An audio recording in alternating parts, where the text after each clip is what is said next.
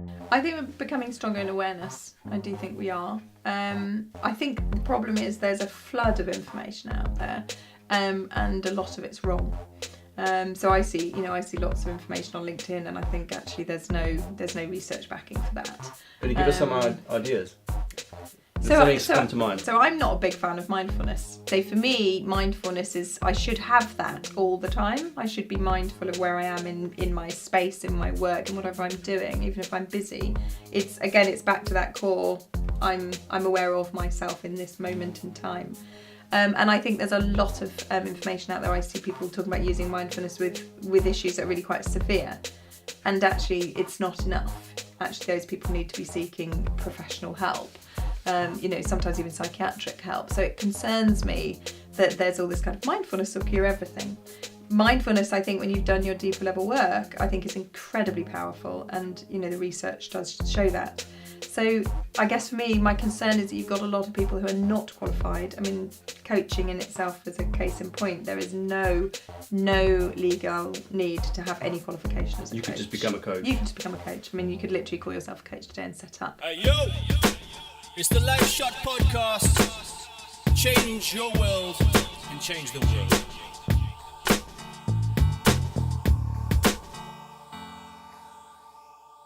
Welcome to the LifeShot podcast. We've got Mary Williams, the mind architect, for us today.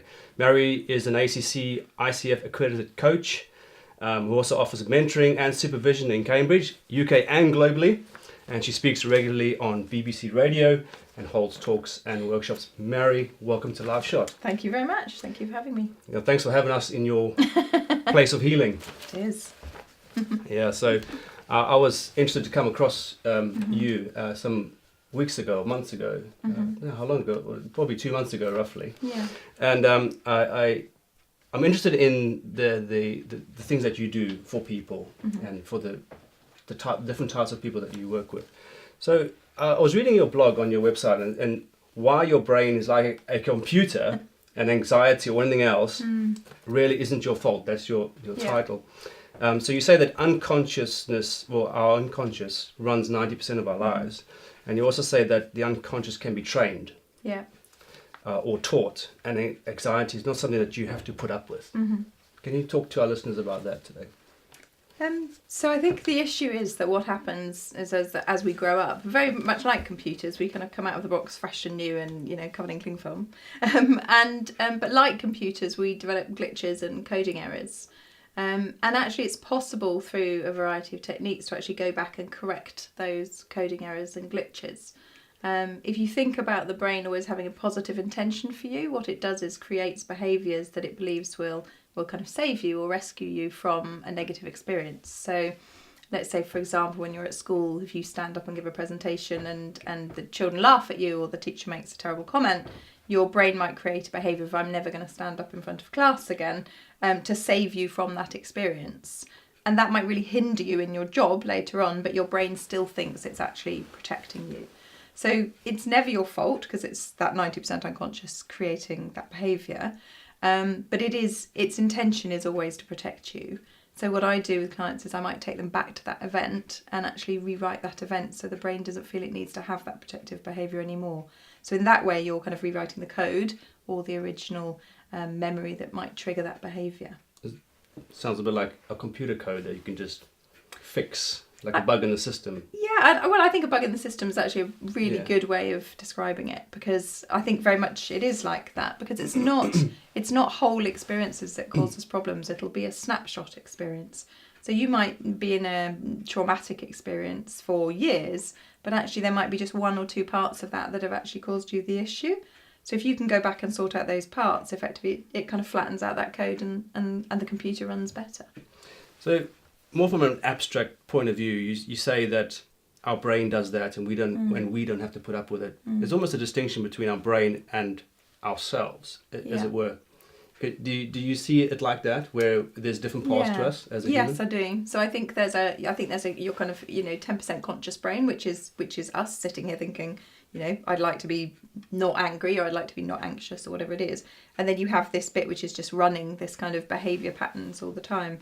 And so I think our responsibility and our accountability comes in that 10%. It's that bit of saying, I recognise this behaviour is impacting others negatively or impacting me negatively, and I'm going to go and do something about it.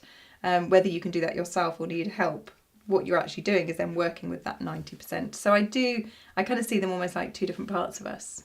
Is it almost like we've made railway lines or tracks in our brain, and then we've got to try and rewrite those tracks of where it's going? Yeah, and it's the same as, if you're a dog walker, you probably walk the same path with your dog, and actually there's probably no grass across the field where everybody walks their dog. But actually maybe one day somebody says, actually, if I go this way, it's quicker, or it's more attractive, it's beautiful, it's a better place for me to go. You're going to have to struggle over that path a couple of times, but the more and more you walk it, actually that path is then going to be the one that's well worn, and that one the grass will grow up over and it will diminish. Is that similar to learning a new skill? Like, let's say I picked up the guitar and I said, well, I want to learn how to play guitar. So that it's not there in my brain yet, but I start to train it, and then it becomes easier and easier. So you're practicing, aren't you? And so one of the things in my work is, and quite dissimilar I think to other people, is I say to clients, if you're going to work with me, it's a very active process. You will have homework, you will have books to read, you will be practicing mental changes. So I will almost give them an exercise to do. Maybe if they have a negative thought that comes into their head, they will have an exercise to do with that thought. It's very active. So what we're doing is constructing new neural pathways in their brain that have a more positive behaviour, and it will override the negative one, but at the same time as doing the work to allow the negative one to go. So I see my work, again, sort of differently to others in that I'm not just going through one solution or one model. I'm kind of saying, well, it's a bit of this and a bit of that and a bit of this, which will cure that problem. So it's a very strong, attack is the wrong word, resolution really, because you're not just kind of hoping one way will work. You're effectively going 3 different ways into the same problem. What's the type of clientele that you would work with? So normally I work with fairly senior professionals, CEO level people who want to create impact in the world. So it tends to be people who are really bright, very smart, tend to be quite successful, have quite a good idea of what they want in life.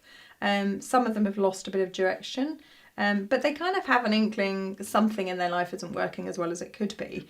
And they kind of know what that is most of the time. So they'll come in saying, I think I've got fear of failure, or I'm anxious, or I've got low confidence. They're bright enough, they know kind of that's the issue. Occasionally you get somebody who says, I'm not motivated anymore, I'm not really sure what my purpose or kind of my future is. But most people, they're smart and they're bright, and they recognise that actually if they leave this area that they're struggling in, it's going to go sideways into personal life or into professional life. So they're very driven people. They want to make that change. So you mentioned these things before, just saying that about the techniques that you use. Yeah. Are those the hypnotherapy techniques? So or are they different? So it's a mix. So the hypnotherapy that I learned is very NLP based. So it's using what are called submodalities. So it's using colours and shapes that we tend to store our information in. So if you think how you might say, I'm having a blue day, or I'm feeling a bit prickly, we do it without even thinking. So NLP, one of the techniques of NLP is to look at how we're using those things to hold us in place. So what does NLP stand for? It's neuro-linguistic programming, and it's the way that our brain creates patterns and structures around kind of who we are. So for me, I'm because I have a sort of multidisciplinary training, I'm using elements of coaching and elements of NLP and elements of cognitive hypnotherapy, which in itself pulls on Gestalt therapy, positive psychology. So for me, it's I've kind of taken as many different techniques into my brain, many different models, with the idea that when I'm sitting with a client, what's right for that client is what will come into my mind. True, right? Because you, even as a boss, you might treat different employees different ways. Yes. Depending exactly. on who they are, how they... Yeah, exactly. Okay. And in fact, a client this morning said to me, do you do the same thing kind of with all of us? And I said, no, there are some topics that really come up often, but the way that you would manage it would be very different with everybody, because the way it's showing in their life would be very different. Yeah. So for me, it's one of the reasons why, having that very wide experience of models and understanding is so key, because I need to step into my client's world, not the other way around. Yeah. That's very intuitive. Yeah, and I would say that intuition is a huge part of what I do. I actually want to talk about that later. So yeah, I want to also talk about gender neutrality. You've written a blog about Where Are the Men? Yeah. And in the blog, you mention, or you say that why has being a man and being masculine become so negative? And then later on you go on to say, I truly wish we could drop the whole gender issue completely and move away from biological difference to just accepting people as people. So could you just tell us about that? You know, the reason you wrote that blog, and maybe give us some thoughts on that. So I guess there's two different points there. So the reason that I wrote it was I feel that I work with a lot of male clients, and I feel that a lot of them were coming to me sort of saying, I don't really understand how I fit in the world anymore. You know, am I allowed to hold a door open for a woman? You know, am I kind of allowed to be the main earner? You know, how does my identity fit anymore? And that was actually having an extremely negative impact on a lot of them. That kind of loss of sense of self, actually. So that was kind of what got me thinking about it. And then I think, you know, I have 5 children, 3 of them are boys. And my youngest child, you know, used to wear tiaras and beads and pink. And I've watched over the years as he had to kind of drop, you know, who he was. Even to the point of in secondary school, he had kind of shoulder length hair like mine, and he ended up cutting it. You say you had to drop it because of his peers? Through the peers, and actually also through other people around him. So I remember there was the father of one of his friends would comment on my son's long hair in the playground, you know, sort of say, you know, you're looking a bit like a girl today. And so I just became very aware of it, obviously watching his journey, that my son was changing to be something that he wasn't naturally. Okay. And I just became concerned. I feel there's a really heightened state of being between men and women now. You know, I'm a very demonstrative person. I cuddle people, I touch their arms, you know, I'm very tactile. And I know the men in my life are saying to me, you know, I would never dare to do that with a woman anymore, because I'm so kind of worried. With a woman they don't have a relationship with, as in like intimate relationship with. Yeah. Whereas, you know, I'm very tactile with people straight away. So for me, I guess, again, it resonates with me because I love to kind of be tactile with people, obviously in appropriate ways. And I feel sad that the men that I meet in the world are feeling unable to do that. So I'm very pro men being men, and what is that? In fact, I'm doing a conference at the end of the year, bringing men together to discuss what is it to be a man.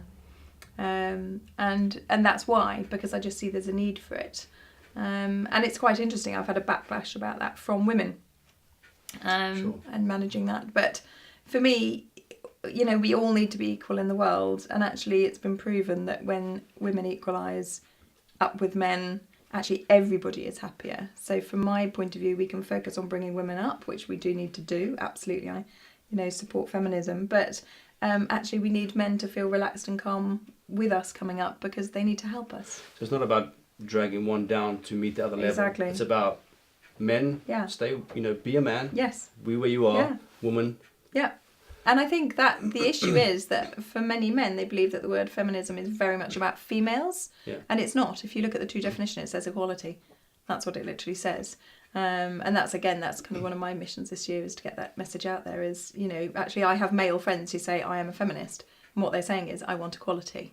But unfortunately, we've got some very kind of proactive feminists who are giving a wrong message about what it actually means. And I think the second point there was about, you know, what is it to be a man? Be a man. Actually, to me, be you. Actually, if your version of a man is this, then be your version of a man. And that's where the sort of gender neutrality came in. In my family, we have transgendered. My aunt is transgendered. And I have friends that are. And I have to say, when they first changed, I was really confused about that and didn't really understand that myself. And so I watched a friend of mine who was very, very active in Australia and read her blogs. And over a 2-year process, my own understanding and education changed around that. I guess from my point of view, and it's a kind of an educated view, really, is that, isn't it sad that we can't just be us? And why do we need to have labels of, you know, I'm gender neutral, or I'm heterosexual, or I'm gay, or I'm, do you know what I mean, boy, girl? Why do we need any of that? Why can't, you know, you be Clint and I Mary, and we just accept each other as we are? That's what I like to see. We add the real value to the world when we just ourselves. Exactly. I mean, we have immense power. Exactly. We have immense power, don't we, in being ourselves. And I guess that, you know, that for me in my work, that's what I want. I want as many people as possible to be truly themselves, because I just believe that is a very powerful state, even on an energy basis. that we then resonate that to others and allow them to be themselves. If we're ourselves, I allow you to be yourself. So for me, it's less labels rather than more labels. But I recognise that's maybe an uneducated view still. I'd like to talk to you about the ego and ourselves, because sometimes we put a front up. Yeah. So you're saying it would be good for people to be themselves, but sometimes the true self might be hiding behind a front. Yeah. Do you deal with that as well? Yeah, so I guess I don't see it so much as ego. I guess I don't label it. So my training is all about not labeling. It's kind of what's the issue you're having. Let's resolve that issue. Because when you start to label, people take on that label. So I had a client once come in and she said, I'm really anxious, and I said, what's the evidence of your anxiety? She couldn't think of anything. So she sat quietly for about three minutes and then went, maybe I'm not anxious. And we never worked on anxiety again. And she just needed that belief switch in her brain to do that. So I think what I see is if you came in and said to me, I feel like I'm hiding behind myself, I would then be looking at, so what has happened in your past that you've suddenly decided to develop this wall that stops you being yourself. So I wouldn't kind of go, oh, that's an ego thing. I'd say, okay, what happened there? Interesting. Yeah. So I want to move on to something a little bit different, which is altered states of consciousness. And I don't know much about hypnotherapy, but I was just interested in your opinion on using drugs to get to altered states of consciousness, or do you prefer that people get there through yoga or sports or hypnotherapy? So the cognitive hypnotherapy that I'm trained in is slightly different to traditional hypnotherapy. So we don't believe that you have to kind of put people to sleep. It's a belief that there's sort of an everyday trance. So when you're driving and you don't remember how you got there, that would be a driving trance. Or when you're kind of staring out the window, that's just a daydream trance. So when you can be very fixated on something you're doing, that would just be you're in that trance state. And we also believe that if the brain is referencing a past experience to create, say, a negative behaviour, then it's probably going to have that experience held pretty lightly. So for example, again this morning I was working with a client about an issue, and I asked him in a particular way, kind of when did this start, and he just was at the memory like that, because the brain is kind of saying, well, I'm cross-referencing this memory all the time. So different to traditional hypnotherapy where they're really kind of putting you under, we don't do that. So it's if your brain is effectively running through different trance states all day as you drive and you watch telly and you work. What you're kind of saying to it is, well, what's the trance state you're in when you're struggling? And the drugs thing is interesting. So I would never do that. It's just not something that appeals to me. On a personal level? Yeah, on a personal level I wouldn't. I'm curious. And I know somebody recently who went through the ayahuasca and found it incredibly powerful. I mean, incredibly. And I had noticed the change in them before knowing that they had done it. So I'm very curious about it. I guess from my point of view, I have 5 children and I feel I have a sense of accountability to look after myself, and I'm not sure about outcomes. It's an interesting one whether I think other people should. I think people need to make their own decisions. For me, I feel the work that I do, and obviously, I have my own therapist and my own coach, it gets me where I need to get, and with clarity of thought and an ability to understand the process of what my mind was doing to get me stuck. So for me, I don't feel that I would need to take drugs to get that outcome. And I think there's always a risk. So that would be my opinion on it, really. But I'm curious. Yeah. I just heard that was something called, what was it called? Cannabis for cathedrals, where people would smoke cannabis and then go into cathedrals to experience the cathedral in a higher, heightened state. So it's quite interesting. Yeah. But yeah, I'm not trying to get from you that it's okay to take drugs. I just thought it'd be interesting to find out what you thought about it. You speak a lot about the brain and the mind. Do you have any thoughts on the heart? Because I've read this evidence that it's got a neural network and that you can have coherence between the heart and the brain. So I think stepping away from the sort of science and biology of it, yes. I mean, all my work in some respects is about the heart. I'm just using the mind to access it. I think I say to clients, if you have an emotional messaging system, which is your emotional heart, your emotions, and then you have a kind of a rational mental message system, which is your brain literally doing your kind of logic, you need to combine both of them. And what I tend to find is clients come in, they're either stuck in heart, so they'll come in and say, I'm too emotional, or they'll come in and say, actually, I'm not emotional enough. And so a lot of the work is about, again, clearing away the stuff that stops those two working very cohesively together. Because what we want to be doing is listening to both heart and rational mind to make the decisions that we need to make, because we're humans, so emotions they're important to us, and we're never not going to make a decision on an emotional basis. But it's if we rely entirely on our emotions, we might make the wrong decision, because we kind of, almost like a Disneyland, I'm just going to go with my heart. But if we're making it just with our head, we're not being human. So for me, if you sit in one or the other, you're losing half the message. So yes, I totally believe that. I believe that we're more than our heart and our head.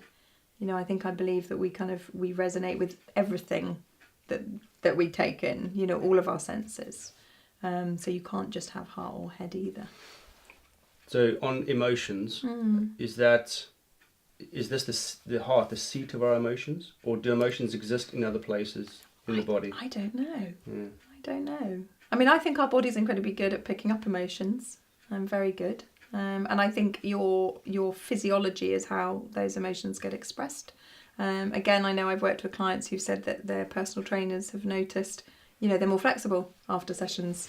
And then when they haven't seen me for 2 or 3 weeks in the early stages, they tighten back up again. Really? Yeah. So, especially male clients who are really, they're really lifting a lot of weight and really moving, pumping iron, as it were. They literally will come in and say, I can lift significantly more, when I'm actually doing our work. And then one of the things that I do with clients is I get them to tune into their physiology. So if you know that you stick at maybe a 3 out of 10, let's say, on a kind of a nice calm physiology level, and then you hit a 5, that's a message. So I teach clients, when you hit a 5, that's when you need to start putting in some of the other tools that we've done, the rational stuff around, okay, so hang on, what's the message, what's going on with me? And I teach them to have a clear line of thought so that they can tune into that, work out what is the emotion, and then do a root cause as to where that emotion's coming from. I've recently got into a bit of Qigong. I don't know it. Yeah, it's like you work with your Qi. Right, okay. Yeah, so you've got your Qi ball. Okay. But you work within the energy within your body, and they speak about energy, emotions might be stuck within the hips or something like that. So I thought it's quite interesting. And I do agree with that.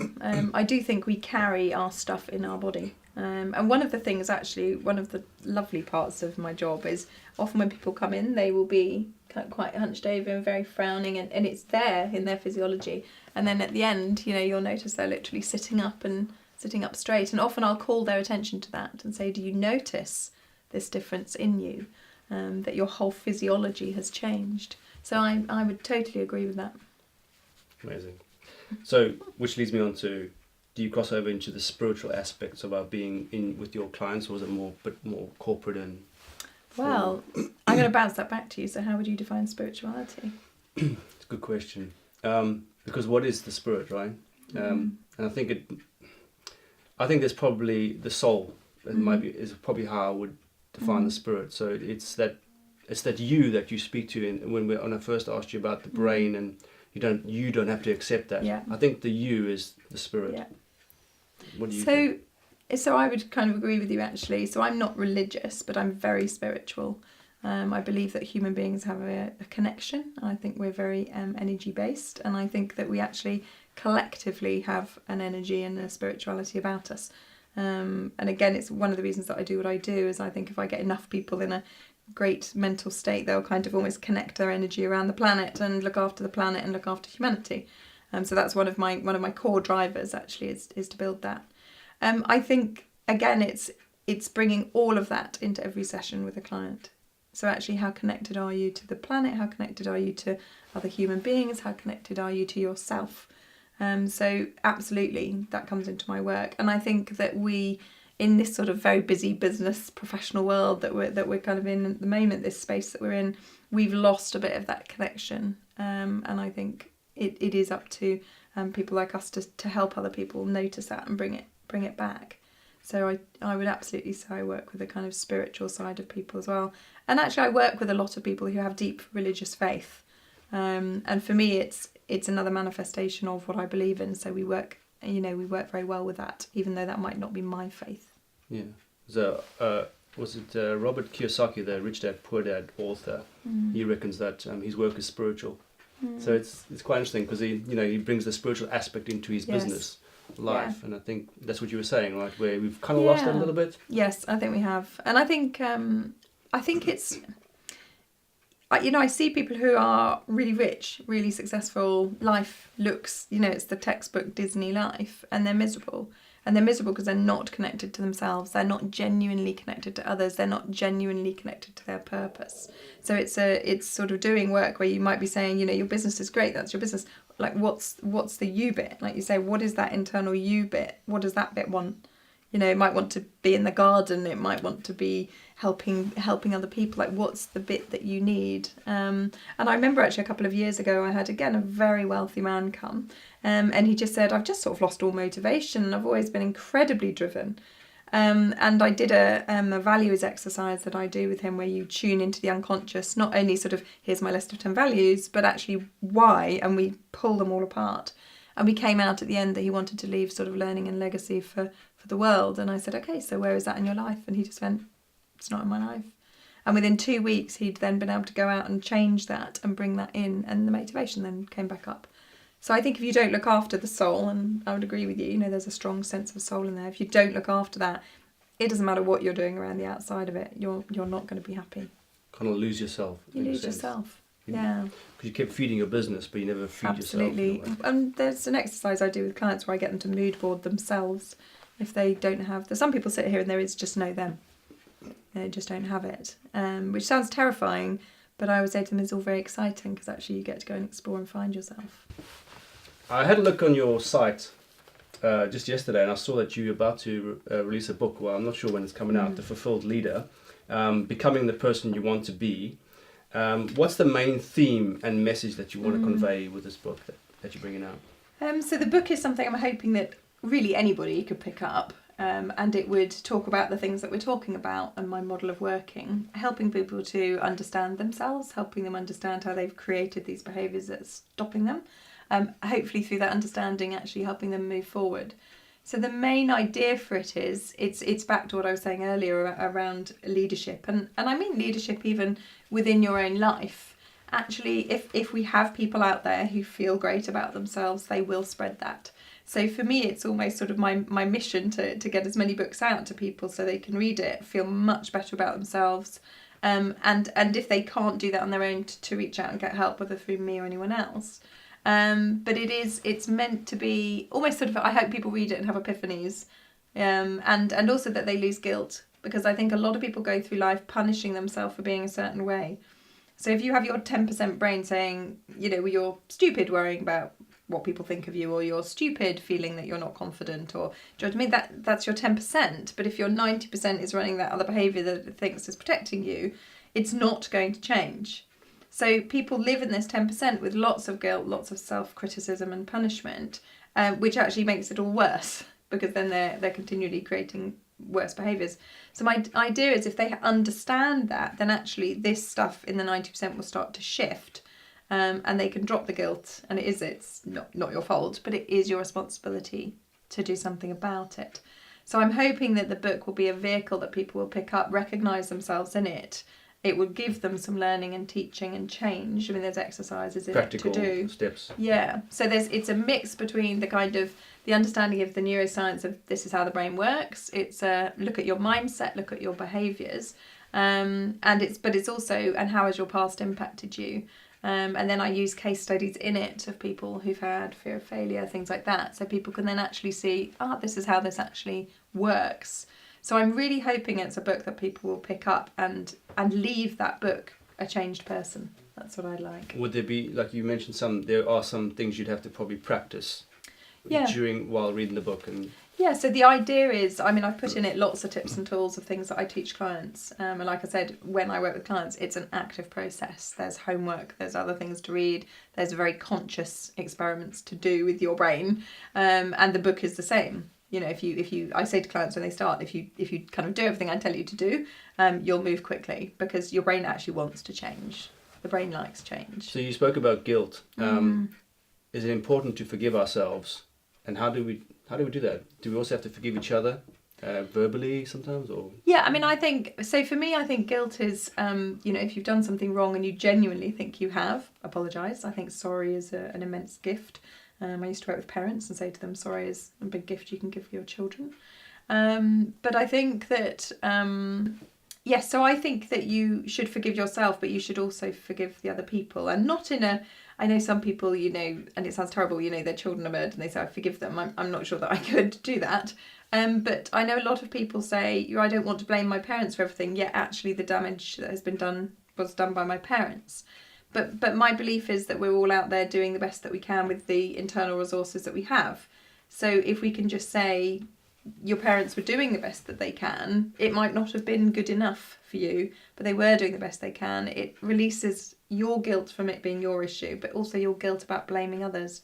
So it's more about stepping away from that and saying, okay, so that's happened. How are we moving forward? So I think guilt, I used to say to parents, you know, you're wasting your energy on guilt. Just move forward and be better. Yeah. Stop wasting time. Exactly, stop wasting time. So just on the book, what are the key traits to a leader who will not buckle under pressure when the going gets tough? Are there certain traits to a leader? So it's an interesting thing because actually I'm all about there not being key traits. And I think that it's about looking at who you are. So the whole book is about you being the best version of you. I think that it's about, if I had to look at key traits, I would say it's clear decision making, it's resilience, it's huge emotional empathy for others. Is a good one. Yeah. But I think it is about knowing yourself. So I don't believe that there's a 5 top tips to being a leader. And actually I've been interviewing leaders for a few months and none of them come up with the same. So I always say to them, if there were 5 tips, what would it be? And there's literally none of them have been the same. So for me, the key to being a good leader is be a good person and know yourself. Because if you are able to determine, if you have good self-worth and you're able to determine what's going on around you, clearly you'll manage those situations better. If you're living in a defensive state, actually you're just going to act out your kind of emotional baggage onto others. But if you're in a state where, you know, even if somebody criticised you, you'd be able to say, okay, so can I grow from that criticism? Is that criticism actually relevant to me? Is that their stuff? It's a much cleaner mindset. So for me, leadership, true leadership, whether it's, you know, leading your own life or if it's actually top of the world leadership, is about you knowing yourself, 100% pure honesty. That's what I call it. We probably don't know ourselves as well as we should, but it's a continuing journey, right? Yeah, I mean, I think you should continue growing to the day you die, really. Yeah. You never come to the end of the journey. It's continuing, but you get stronger and stronger. So, lifestyle choices. What advice would you give people for everyday lifestyle choices to stay on top of their game? So I think if you're doing the internal work, then I think actually eating well, sleeping well, and staying fit, the 3 basics. You know, there's so much evidence at the moment around how you need your 8 hours sleep, and I certainly know when I get mine, everything is better. Our bodies need exercise, you know, we categorically need that, and you know, you are what you eat in many senses. So I always say to clients, you know, eat well, sleep well, and exercise well, and that will just, you know, it's almost like a foundational base that everything can then grow on. But I think that also comes with self-worth. Do you value yourself enough to look after yourself well? But those are the basic lifestyle choices that I ask people to look at. So there's no understatement to say that that's, like you say, it's the basis of what should get done. I think it is, and actually for me personally, and in kind of what I've read, sleep is our baseline key, you know, get your sleep first. Quality sleep. That's what I always say to people, get your sleep in first, you know, if it takes you a few weeks to adjust to the exercise and the food, that's fine. Yeah. But get your sleep, because really, if you've got your sleep, your whole mindset is clearer anyway, and then you're much more able to do the work. If you're not sleeping well, more productive. Yeah, make good choices. Yep. Go to bed early. Exactly. Don't stay up till midnight. Exactly. So what does the future look like for human species? I was watching Simon Amstell's Carnage movie on BBC. I don't know if you've ever seen haven't. it. It's a wacky movie about veganism. Right, okay. The intro is quite funny because you see these people walking up this serene countryside hill and 3 people are holding hands and they go and join this other group of people and they just like sharing food and it's just like utopia of like just peace, you know, in the future, in the year 2067. Or would it look a bit more like Terminator's world, you know, where it's all dark and everything's burnt out? So the way you currently see us as humans on this planet doing what we're doing now, what do you think is going to happen? I don't want you to tell the future, but what do you... My future prediction. Yeah. I guess I'm a bit torn. I'm heavily weighted to the fact that I think humans look after each other and care for each other. I think there's been a lot of negativity globally in the last couple of years, and I think people have risen to that challenge. People who weren't rising have risen. Protest marches, people supporting each other, donating money to each other. I think a lot of kindness and goodness is coming up in the world. I genuinely believe that, and I think it weighs a lot heavier than the negative stuff. And I also think the negative stuff is good to get out. That's where you learn to educate people and change understanding. I have to say, I am concerned about AI. Again, that might be from an incredibly amateurish perspective. I'm concerned about the impact of social media on people. I sat on the train the other day and my battery on my phone had died and I'd forgotten a book. And I sat there with 3 other people at my table, all on their phones. Yeah. And I would be a conversationalist, so I chat away to people on the train all the time. But as I looked around, everybody had their mobile phone out and I thought, what a shame. Because we could actually all be... I've met some amazing people on the train when I have had conversations. So I am a bit concerned. I think AI is such an interesting one because I think it could have such an immensely powerfully positive impact. I think there's humans that may not use it for that. That would be my concern. So I think AI in itself will bring, amazing, even people being able to communicate who are very disabled, being able to communicate through their thoughts, which they've already done. That's incredibly powerful. If you read 1984, that might be quite terrifying. So I guess I'm on this kind of seesaw of hope where I very much believe we will, as a human race, grow and develop in a beautiful way. But I have to say, there's a bit of me that worries. The AI bit, do you think that there should be a morals and ethics committee or some kind of code or standard that it's got to adhere to? I think there should be. I guess I just think there is always corruption. There always will be in humans, and I think people in some respects who look at humanity and think there won't be. I think you're laughing really because it's never going to happen. We're never going to be a pure species because we also learn through growth. If you look in the animal kingdom, you can look in gorilla troops and you'll have, the gorilla leader who's great and the gorilla leader who's not. So it's in some respects, we are still animals in that respect. There's always going to be evil people. There's always going to be people who are horrible to other people. We're not going to stop that. But my thought is that with AI, you're going to have the same corruption because ultimately if there's a human at an end point... and money is very, very powerful for a lot of people. And AI, it brings money in many forms. True, yes. Okay, so